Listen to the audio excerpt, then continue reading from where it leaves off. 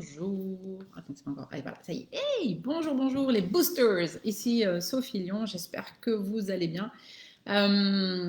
Aujourd'hui, j'ai envie de partager en fait un moment de discussion que j'ai eu avec mon fils Guillaume, hein, qui est à côté de moi là. Et je trouvais ça super intéressant parce qu'en fait, Guillaume, donc,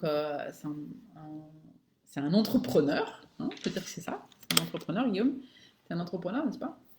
Il a déjà commencé, il a déjà créé son premier site internet dans lequel il vend des gourdes pour chiens. Voilà. Bon. Alors, ça prend du temps quand même hein, de faire ça, de partager. Il essaie de faire des pubs Facebook. Enfin, voilà, il fait une formation, tout ça.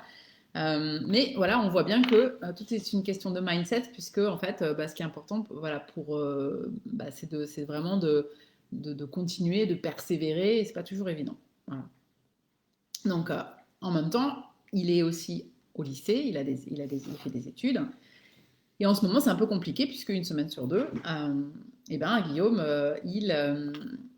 il va à l'école une semaine et une autre semaine il ne va pas à l'école parce que voilà avec l'histoire du Covid et tout ça donc c'est compliqué pour garder on va dire ses objectifs et pour garder l'envie hein, d'aller en cours l'envie de travailler donc c'est vrai que c'est très compliqué pour lui et du coup, il est un peu en perte, on va dire, de vitesse, ses notes ont un peu baissé. Enfin voilà, donc c'est vrai que avec son papa, donc on est divorcés, donc on était un peu préoccupés, donc on s'est dit qu'est-ce qu'on peut faire pour l'aider, pour l'accompagner.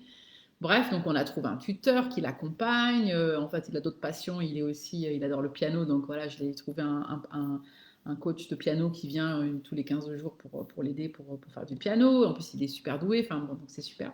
Et puis voilà, donc on s'est dit, ce serait peut-être bien de le faire accompagner. Hein. Bon bah oui, forcément, hein, maman coach. On s'est dit, bah tiens, ce serait chouette de l'accompagner auprès de voilà, pour peut-être trouver une formation ou quelque chose qui puisse lui plaire pour pouvoir, en tous les cas, au départ, avoir un métier ou en tous les cas une formation qui puisse l'aider.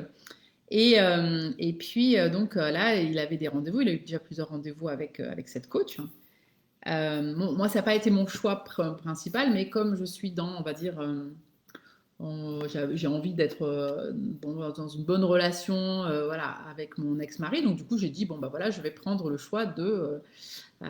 Et donc, cette dame, c'est assez intéressant parce qu'elle a une approche qui est pas vraiment une approche de coach, hein, dans le sens où. En fait, elle est là pour accompagner. Hein, un coach, c'est là pour accompagner, pour aider l'autre à se révéler, bien sûr, de temps en temps à titiller, mais pas forcément à tuer voilà, la poule dans l'œuf, hein, ou l'œuf dans la poule, enfin voilà, vous connaissez l'expression.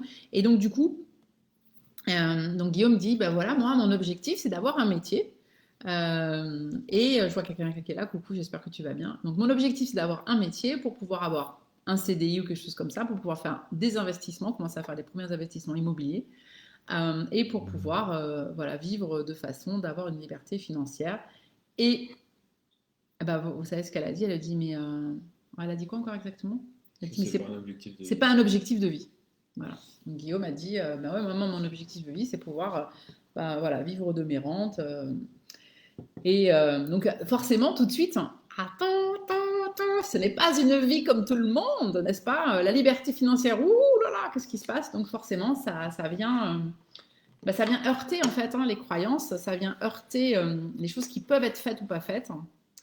Et ça vient heurter en fait la vision hein, quelque part restreinte hein, de beaucoup de gens qui voilà vous savez que j'aspire à ce qu'on appelle la chillpreneur attitude hein, qui est en fait de travailler 2 fois moins et gagner 2 fois plus. Alors on dit ah ouais d'accord c'est un peu ambitieux ça, mais en fait l'objectif c'est vraiment ça, c'est de se dire qu'est-ce que je peux faire pour être le plus heureux et un métier dans lequel j'ai vraiment le plus de joie et dans lequel je suis extrêmement bon pour pouvoir finalement vivre de ça en choisissant les qualités, enfin, vraiment les moments où j'ai envie de travailler, en choisissant le temps que je veux allouer en fait à ce métier, pour pouvoir après avoir plus de temps pour moi, pour vivre, enfin voilà. Alors, ça ne veut pas dire que, et c'est ça aussi qui est important à préciser, hein, c'est-à-dire que ce qu'on appelle le revenu passif, il n'est pas si passif que ça. C'est-à-dire qu'on peut pas, ça n'existe pas un revenu passif. C'est-à-dire que quand tu fais de l'immobilier, il y a quand même du boulot pour trouver le bien, pour suivre les travaux, pour trouver les locataires. Voilà. Éventuellement, tu peux déléguer, c'est sûr. Mais en tous les cas, il y a quand même un certain, il y a une petite marge de manœuvre, il y a une espèce de mindset à mettre en place et il y a eu tout un état d'esprit, aller chercher le banquier, aller chercher le financement, enfin, il y a plein de choses comme ça. Quand on met en place un cours ou en ligne et que, enfin, qu'on crée en fait une formation en ligne, à la base, il y a toute la partie launch, donc la partie lancement, il y a la partie création des vidéos, il y a la partie création du contenu, enfin voilà, il y a quand même un minimum de travail. Quand on va, par exemple, je sais pas moi, écrire un livre, par exemple, qui peut être aussi un revenu, une forme de revenu passif, hein, qu'on va faire éditer ou se le faire en auto-édition et qu'après on va vendre éventuellement sur son site internet, il y a toute la partie quand même écriture qui est importante et puis la partie aussi, on va dire, mise en avant. Donc, c'est effectivement le revenu, enfin, quand on vend le revenu passif en étant complètement passif, c'est un peu du bullshit et ça, je suis d'accord, c'est vraiment, c'est hyper important de le rappeler. Le véritable comment dire, le revenu passif n'existe pas. Enfin, en tous les cas, pas complètement. Il y aura toujours un peu de boulot. Mais par contre, la croyance, comme quoi je suis obligée de travailler comme un malade pour pouvoir en fait gagner plus d'argent. Je te donne l'exemple. Tu gagnes 25 000 euros à l'année, ok, c'est ton chiffre d'affaires ou c'est ton parce que tu es un entrepreneur ou enfin peu importe. Et donc toi, tu te dis mais si moi je veux gagner 100 000, il va falloir que je travaille 4 fois plus. En fait non, sinon comment t'imagines, tu te dis mais alors attends le top CEO ou le chef d'entreprise, le millionnaire, le milliardaire, comment il fait lui, il travaille pas 100 fois plus, 1000 fois plus. En fait c'est une histoire de leverage. Encore une fois c'est un levier. Donc, qu'est-ce que je fais pour ça? C'est-à-dire que qu'est-ce que je mets en place? Et là, c'est tout une question, encore une fois, d'attitude, de mindset, pour pouvoir, en fait, arriver à créer cet effet de levier et pour pouvoir arriver à faire en sorte, vraiment, de mettre en place toute une structure pour pouvoir arriver à gagner, en fait, cet argent. Donc, tout est une question de communauté. Ça, c'est hyper important. Ça, c'est vraiment, voilà, je m'entoure de personnes qui ont la même mentalité que moi. Je m'entoure de personnes qui ne viennent pas casser mon rêve, qui ne viennent pas tuer l'œuf dans la poule. Et ça, c'est règle numéro 1. Et règle numéro 2, c'est j'ai de la structure. Ça veut dire quoi de la structure? Structure, ça veut dire en fait, ça veut dire des rituels. C'est-à-dire que j'ai tous les jours, j'écris mes objectifs, toutes les semaines, j'écris les objectifs de ma semaine. Tous les jours, la veille, je me dis qu'est-ce que je vais faire demain. Et je me tiens en fait à mes grands objectifs pour pouvoir avancer vers mon grand rêve. Donc, voilà, petit message un peu dédicace pour mon petit Guigui, mon Guillaume, c'est de lui dire, et ça c'est un message aussi pour vous, c'est quoi ton grand rêve, numéro 1, et numéro 2, qu'est-ce que tu vas mettre en place, quels sont les premiers petits pas que tu vas mettre en place vers ton grand rêve. Et pour pouvoir faire ça, eh bien, disons que l'essentiel c'est vraiment voilà, de noter et te dire, voilà, qu'est-ce que je vais faire aujourd'hui pour avancer vers mon grand rêve. Alors, qu'est-ce que tu vas faire? Je vous donne un exemple. Moi, par exemple, ce matin, mon grand rêve, vous le savez, je suis en train d'écrire mon livre. Ce matin, j'ai encore passé à peu près 1 heure voilà, à écrire sur mon livre. De façon, on va dire, quasiment, je déroge pas à la règle, à moins que vraiment j'ai un truc vraiment particulier, mais quasiment, on va dire, 5 jours parce que en général, j'écris sur le livre en semaine, mais effectivement, je pourrais aussi, ça me fait penser à ça, le faire aussi le week-end. Mais dans la mesure du possible, j'écris du lundi au vendredi. Et c'est première chose, c'est mon rendez-vous avec moi. Sur mon agenda, il y a marqué écrire ton livre. Et c'est un truc, c'est non-negotiable. Ce n'est pas négociable. C'est-à-dire qu'en fait, je fais ça tous les matins et j'écris et je sais que c'est important. De la même façon que quand je me lève, je fais mes respirations, je fais ma méditation, etc. C'est un truc, c'est non négociable. Et je me rends compte. On vous dit, ouais, attends, t'imagines le truc, ça doit être hyper fatigant, ça doit être hyper chiant, etc. d'avoir tout ça. Oui, c'est vrai que c'est chiant. Oui, c'est très très chiant d'avoir de la structure. Mais ce dont je me rends compte, c'est que quand je ne l'ai pas, je suis beaucoup moins efficace et en fait, je me sens pas bien.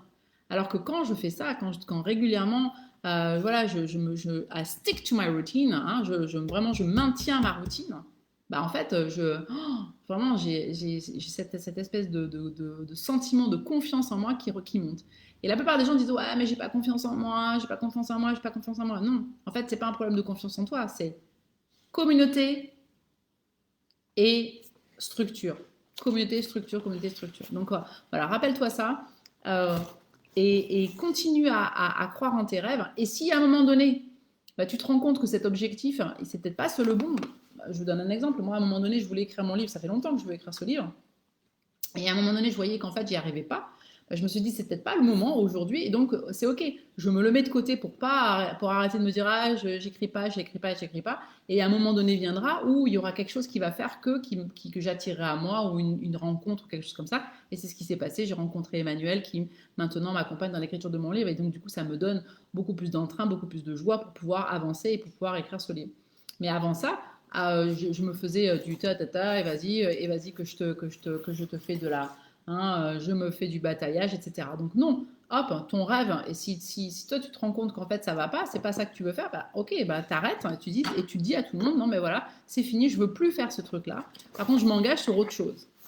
Et peut-être que je reviendrai en fait à cet objectif que je m'étais fixé. Donc, par exemple, je prends le cas de Guillaume. Hier soir, on avait une discussion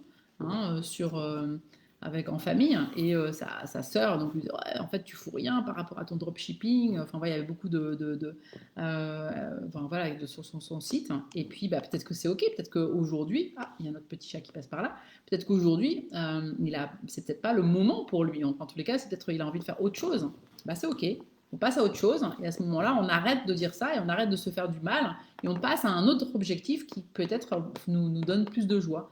C'est un peu le principe de quand on fait du rangement, se dire qu'est-ce qui me procure de la joie ben voilà, est-ce que ça te procure de la joie? Donc pense à ça et surtout pense à ce qui aujourd'hui dans ton business ne te fait pas procurer de la joie. Enfin, pardon, je ne parle pas très bien français.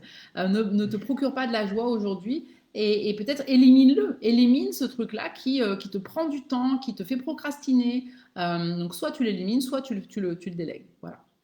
Je vous fais plein de gros bisous. En tous les cas, j'étais très contente de partager ça avec vous parce que je trouvais que c'était un sujet. Voilà, croire en ses rêves, c'est important, mais peut-être surtout voilà, voir si vraiment ce rêve-là, c'est vraiment celui que tu as envie de maintenir. À très bientôt. Ciao!